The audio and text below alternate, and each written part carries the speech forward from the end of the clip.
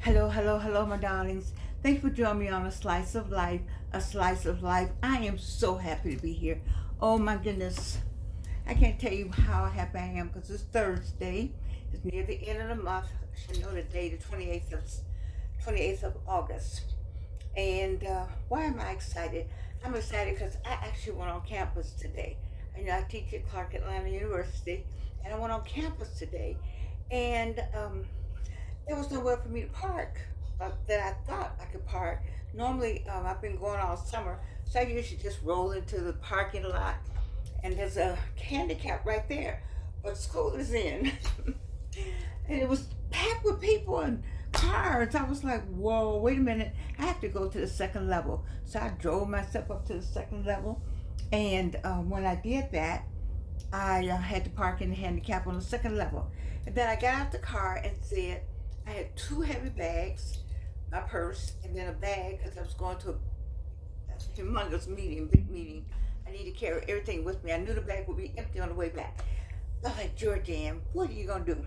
I stood there and I looked and I said, you know what? I'm going to walk down two flights of stairs with the cane and the two bags. And so as I walked down the two, I saw a student coming, and then I said, are you rushing to class? And her name was Janaya. I should have asked where she's from because people know people from where they're from. Pretty. Oh my God, young people are so pretty to me. Our students are so pretty. Our people are so pretty to me. She was just beautiful. Oh my God. And I said, are you rushing to class? She said, no, ma'am. I was like, who raised her? I said, she must be a freshman because they still saying, yes, ma'am, no, ma'am. She was a senior. And she said, no, ma'am. I said, well, I need to just go down the stairs. If you just take one of my bags, I can take the other one. And I don't need the cane because I had on my tennis shoes. So I didn't need the cane that much. But I knew I needed to go up because I had to walk up the hill to McPeter's Dentist from the parking lot. So we walked down the stairs. She says, where are you going? I said, I'm going to McPeter's Dentist. She said, I'll take you there. Wasn't that something?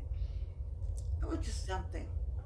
It was just, I don't know, it just did my heart good, you know, to have, and no, the students behind me, nobody rushed past me. They waited till I did every step down two flights of steps on the outside of the parking lot, and then I walked up the hill. I felt good about it myself because I'm wanting to get myself a little more, some more agility to myself, some movement, some things I want to do. And because I want to do them, you got to be more mobile than I am, or how I have been. And so, because I want to do these things, I need to train myself to do more. And once I found these tennis shoes, I got all kind of compliments today on what I have on. Fabulous. Of course, I had on my school badge, but I had on the glitter tennis shoes. Got out. It was wonderful. We had a wonderful meeting, and I miss being on campus. The students they give you that charge. You remember being young yourself. I like to watch the light go off in their heads when I'm teaching. They looking at me cross-eyed for about the first couple of weeks, and then they start clicking with me, because I'm all about that critical thinking for students. Critical thinking is very important. And of course we teach holistically, head to toe. Private school, you can do all that. All right, so anyway, my phone has rung a number of times and I'm on the air, but I will continue to talk and let you say to everybody that I had a great time today over at Clark Atlanta University. I would have had the same great time if I was at Spelman or at Morehouse, just watching the students, because this is the first week of school and it's just the enthusiasm. And now, every year or every my freshman year, probably somebody probably looked at the Spelman College class of 1964 and said, "Where they going looking like that?" So I did have my eyebrows raised just a little bit, because didn't nobody have on any clothes. I mean, they were just naked, but they look good. They look good. Anyway, but it's intelligence there. You're not gonna get accepted in the Clark Atlanta if if something wasn't there. So I just want to say that to you. So where am I going today with what I brought you? I found this woman, on my phone here, and she is 70. Not, I feel like I look great at 83, but she looks. I want to show you what 70 looks like. For all my 60-year-olds, see my 45-year-olds, you are still just babies. You beautiful, beautiful babies. 45 and 55, you beautiful babies. You're running the country now. You're running everything. You got that just enough energy to keep you going, and just enough experience to step back. If somebody step to you, they need to be careful.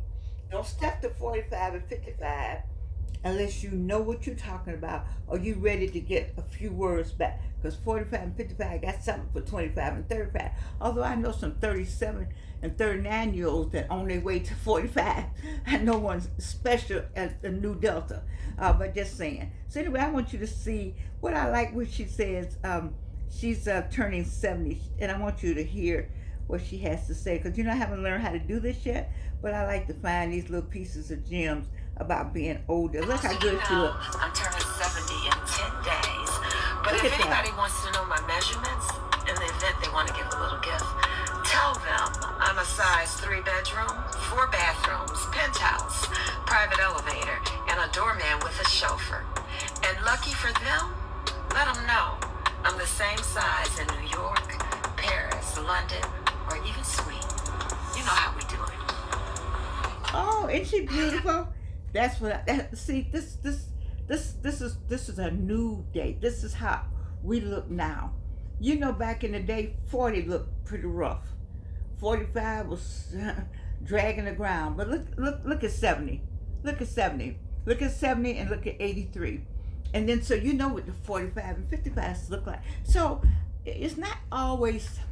You said, Jordan, you always have to look like the enthusiasm, to want to do this, to change your style, to put whatever your style is. You said, that's her style. It doesn't have to be your style. But I like the fact that she says, I'm 70. I like her measurements, though. I loved her measurements. 3 bedrooms, 3 baths, doorman, penthouse, Paris, London, New York, Los Angeles. Those are some great measurements. I'm not mad with your girl. But I like the way she just looked, how she put her clothes on. It was stylish, her own style. Like I have my own style. After 83 years, you ever had anybody ask you a dumb question? This is a dumb question to me. I need you to stop asking this dumb question. Okay? Listen up. 45, 55, 65, and 75-year-olds. By the time you're 45, 55, 65, and 75, you know how to dress. But you got an idea what you like to wear. You have an idea of the colors you like. You got some kind of idea. You've been shopping a while now. You might have a few more dollars in your hand. You might have a little less. You might have to shop in your closet like I do. Don't need to go out shopping and buy anything. Just go to my closet and see what I want to wear on this day. I got new stuff in there. I still haven't worn. But by the time you get a certain age, you know exactly what you want to wear. Then you have a person comes along and say, ain't you hot in that?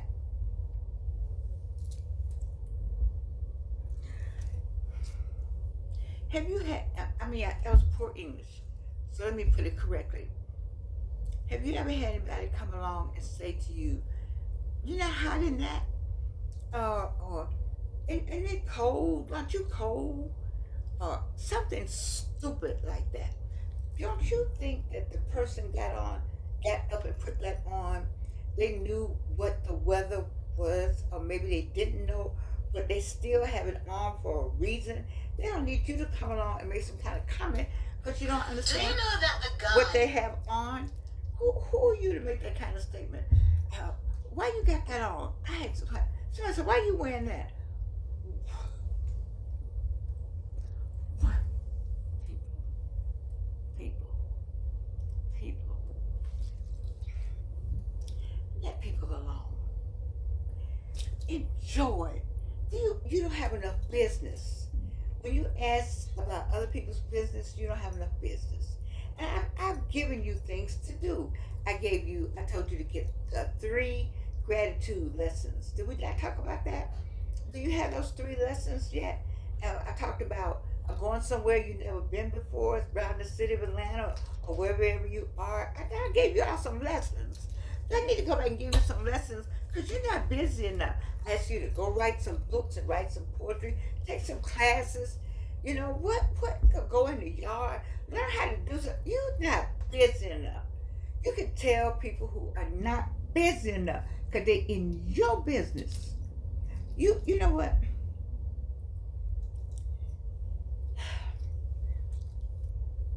I was gonna say your phone. If your phone isn't ringing, that's not a bad thing. Maybe they have figured out that you're busy, or maybe they have figured out you have something else. Maybe you don't want to be bothered. I don't know. But sometimes I think silence is. I like silence. You heard me talk about silence before, but get out of other folks' business. If that means you have to not have any phone calls, if you don't have enough sense to do it yourself, get a book, write a book. All of you who want to write a book, my daughter has a series called Write with Evelyn. Well, they have other people that have. You don't want to do Evelyn? This called Evelyn's okay with that. Write with Jerry. Write with Yvonne. Write with Jeremy. Write with somebody. But go somewhere and write something. They have all kind of little things